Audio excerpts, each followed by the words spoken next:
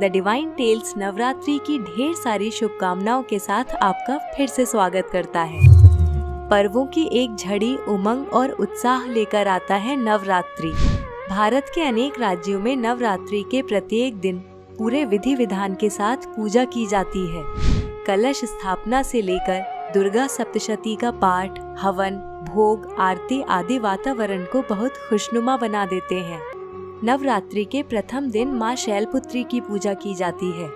यदि उचित ढंग से की जाए तो शैलपुत्री की पूजा से मूलाधार चक्र जागृत किया जा सकता है।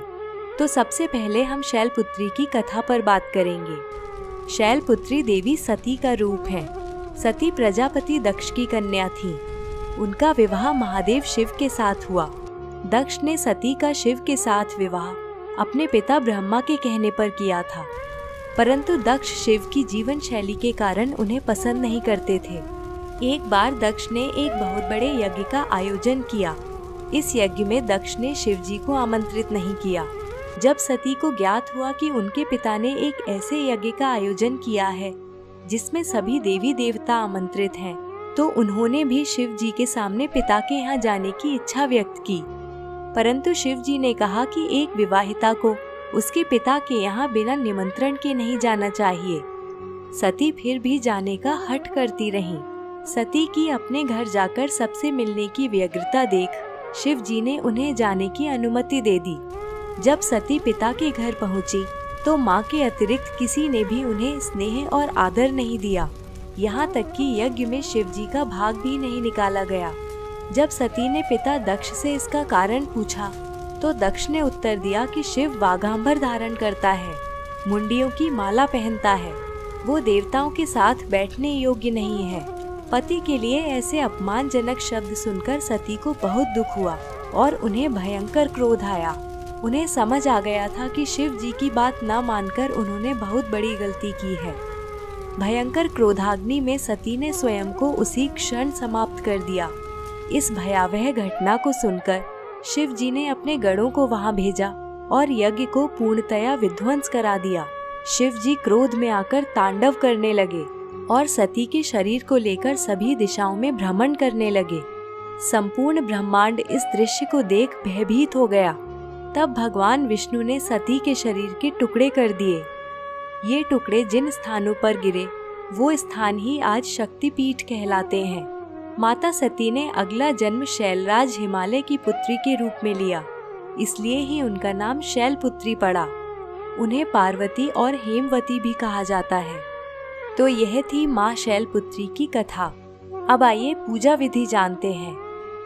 नवरात्रि का शुभारंभ कलश स्थापना के साथ किया जाता है। यह कलश 9 दिन तक स्थापित रहता है।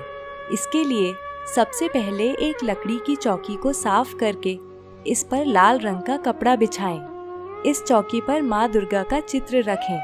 अब किसी मिट्टी के पात्र अथवा गमले में मिट्टी डालकर जौ के कुछ बीज बो दें। इस पात्र में थोड़ा पानी डाल दें। अब एक तांबे का कलश लेकर इस पर कलावा या मौली बांध दें और कलश पर तिलक लगाएं। इस कलश में गंगा जल भरकर कुछ चावल के दाने, सुपारी और दूर्वा घास डाल दें। कलश के किनारों पर 5 आम के पत्ते रखें और कलश को ढक दें।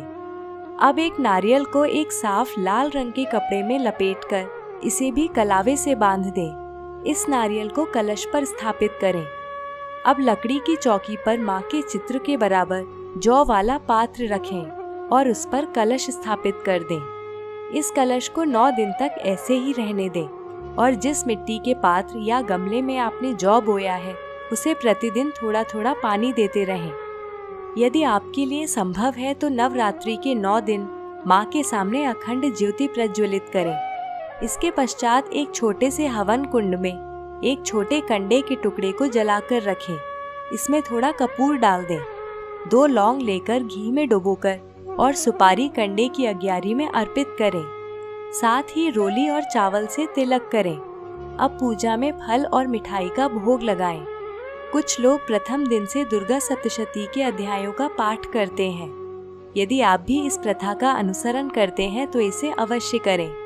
प्रतिदिन माँ दुर्गा के कवच का पाठ करना बिल्कुल न भूलें। ऐसा करने से माँ का आशीर्वाद सदैव आप पर बना रहेगा। इसके पश्चात व्रत का संकल्प लें। तत्पश्चात शैलपुत्री के मंत्र का एक माला जप करें। माला में मोतियों की संख्या 108 होनी चाहिए। माँ शैलपुत्री का मंत्र इस प्रकार है, ओम शम शैलपुत्री देव्यै नमः। इस मंत्र का 108 बार जप करें। माँ शैलपुत्री आयु, सौभाग्य और प्रकृति की देवी हैं। इसलिए माँ से प्रार्थना करें कि आपके घर में सौभाग्य बना रहे और सभी को लंबी आयु और स्वस्थ जीवन की प्राप्ति हो। अब आरती करके क्षमा याचना करते हुए पूजा का समापन करें। संध्या के समय में भी आरती करें और इसके साथ समाप्त होती है नवरात्रि के प्रथम दिन की पूजा विधि। हमारी मनोकामना है माँ शैलपुत्री आपके जीवन में समृद्धि लेकर आए। अगली कड़ी में हम लाएंगे नवरात्रि के दूसरे दिन की कथा और पूजन विधि। जानने के लिए बने रहिए हमारे साथ। जय माँ शैलपुत्री।